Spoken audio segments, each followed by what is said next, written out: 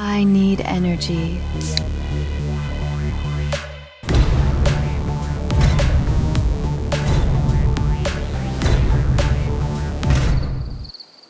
Son, do you know who has real power in this world?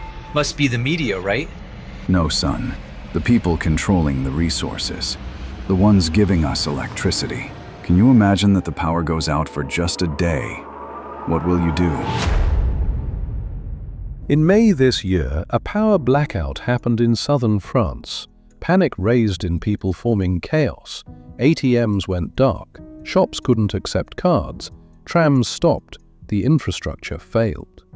Now imagine banks wanting to remove all physical money and to go all digital. And perhaps unjust events occur that would make our life more and more harder. In those kind of situations, people start to rebel, and the people in power have to back off. But now, in our all-digital new world, with just turning the switch off, you bring unimaginable chaos, limiting millions of people from their basic needs. Of course, this is just a speculation. You wouldn't really think that there is someone who will want to do that intentionally, to gain more power over our life, right?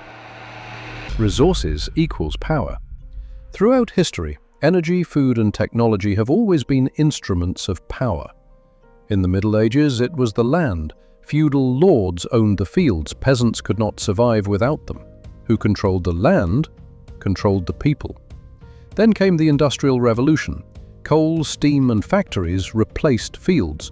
Whoever owned the factories, the railroads, the coal mines, owned the workers' time, their wages, their lives. Control shifted from land to industry. Today, the new fields are not soil or coal. They are data centers, energy grids, supply chains, cloud servers. Whoever controls data and energy now controls people, just as surely as feudal lords once did. And the same people who built the old world, the great families, the corporations, the investors behind the scenes, are now building the digital one. A world where survival depends not on land or coal, but on access to networks, servers, and algorithms. Digital control and AI, the same forces that built the old system, are now building the digital one. And they tell us it is progress. They tell us it is freedom. But history whispers a different story. When the first factories appeared, machines replaced hands. Skilled workers became expendable. Entire trades disappeared. The machines didn't liberate them, they displaced them. Today, the new machines do not replace hands, they replace minds. Artificial intelligence takes over tasks of judgment, analysis, creativity. It writes, it calculates, it predicts, it decides. And with each step forward, fewer humans are needed. They say AI will make our lives easier, but easier for who? For the worker or for the one who owns the system? Because the true danger is not just economic, it is cognitive. When machines decide what information we see, what stories we read, what voices are amplified, then the machine does not just replace our labor, it replaces our thinking. And when the machine tells you what is true and what is false, you are no longer thinking for yourself. Dependency. What will you do if tomorrow the power goes out? If the internet vanishes? If the money you think you own is gone from the servers? We trust the systems so blindly that we forget how fragile they are. History reminds us of this fragility. In 1929, the Great Depression shattered America. People depended on banks to guard their savings, but when the banks collapsed, millions were left penniless overnight. Money that was supposed to be theirs simply vanished. In World War II, during the siege of Leningrad, the city was cut off. No food, no fuel, no electricity. Families froze in their apartments. People starved in the streets. Because when the system broke down, survival was no longer guaranteed. And today, the risk is even greater, because unlike in the past, we do not have gardens or wells or wood stoves to fall back on. We have built a society of pure dependency. We cannot buy food without electricity. We cannot heat our homes without grids. We cannot even pay without servers. When you are fully dependent, you are not free. And those who control the systems control you. Control through fear and obedience. Dependency alone is not enough. To make you obey, they need fear. It's the oldest form of control. Food, warmth, survival. Just like a dog, obey the command or you don't eat. Step out of line, and the punishment is hunger, isolation, silence. History has shown us this pattern again and again. In the Soviet Union, access to bread was tightly controlled. Loyalty to the party meant survival. Disobedience meant empty shelves, exile, or worse. Under Mao in China during the Cultural Revolution, resources were weaponized. Those who followed the ideology were rewarded. Those who resisted were starved, humiliated, erased. And in North Korea today, the system is perfected. Food, information, even family ties are tools of obedience. The people are not just ruled, they are trained, because whoever controls bread controls people. Whoever controls information controls thought. This is the logic of obedience through fear. It doesn't need chains or prisons. It only needs dependency. Divide and rule. History shows us the oldest trick in the book. Divide the people and you can rule them forever.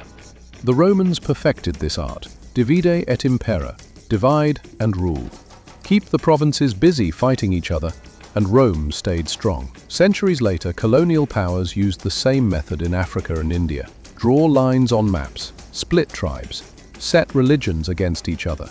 As long as the people fought among themselves, they never united against their rulers. And today the method is alive and well, not with swords or colonies, but with politics, media, and algorithms. We are divided into parties, identities, and endless categories. We are provoked to argue about small things, while the great decisions are made above our heads. On social media, fake causes are amplified. We are pushed into outrage over race, over gender, over ideology. Each side sees the other as the enemy, while the real power stays hidden, untouched, unchallenged. Division weakens us, because as long as we fight each other, we will never fight the ones who truly hold control. Numbers equals power. Yes, they have control.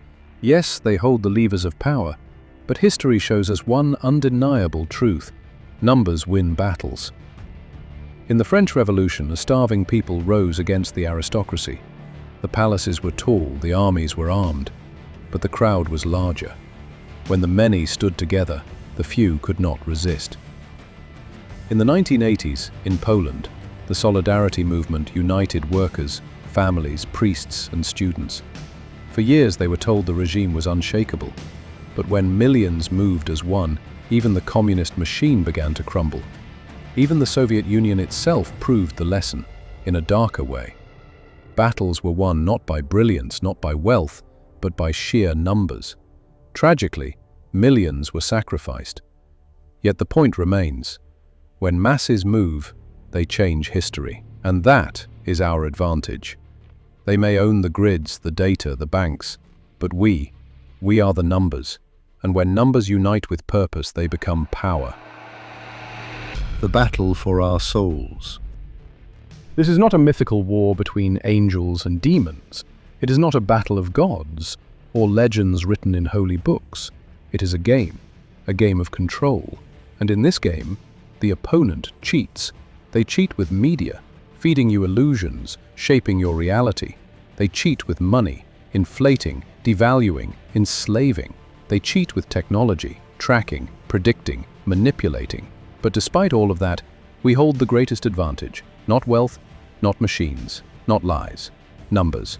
Billions of people, billions of voices, billions of choices that, united, can outweigh any empire, any corporation, any system of control.